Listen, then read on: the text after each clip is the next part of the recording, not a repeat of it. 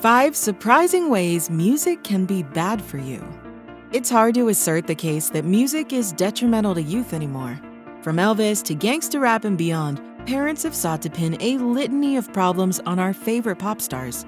Drug use, Satanism, and wanton violence, to name a few, even though no reputable scientific research has shown these fears to be merited.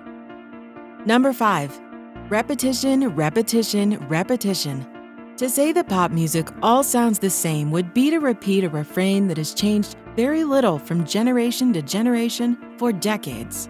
Unfortunately, however, this generation's pop appears to be mightily living up to the stereotype. A Spanish study gathered data on a gigantic database of pop songs between 1955 and 2010 and concluded that the amount of diversity and variation in chords, melodies, and instrumentation has steadily diminished over this period. Or, as lead researcher Joan Sarah succinctly put it, we found evidence of a progressive homogenization of the musical discourse. Number 4. Modern pop is engineered to hook you.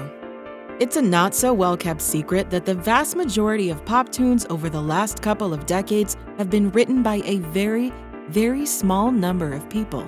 The more savvy among you easily associate the names Max Martin and Dr. Luke with an absurd number of hit songs from a ton of different artists. But you may not know that Max Martin, real name Carl Martin Sandburg, helped create the Backstreet Boys, or that he and 3 or 4 of his associates, also middle-aged Scandinavian people, have practically written every hit song since then.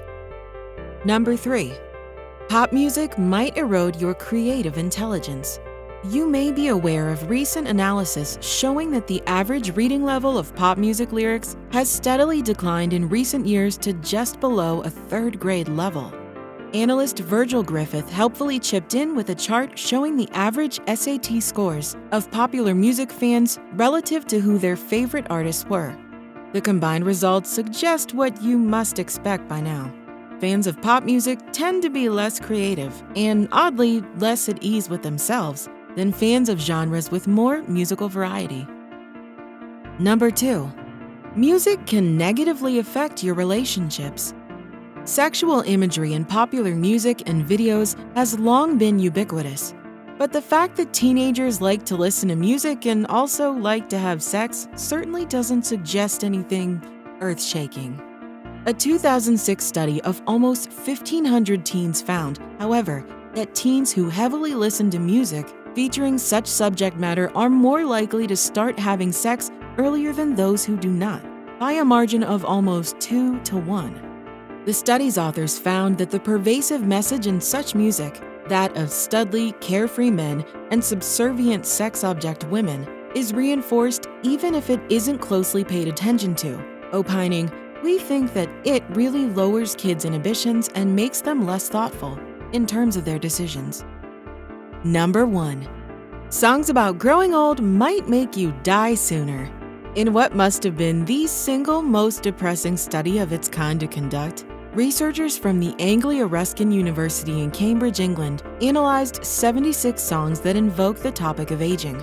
It was found, of course, that the average sentiments expressed toward the subject are overwhelmingly negative, generally associating growing old with such heartwarming concepts as frailty, dependence, loneliness, and death.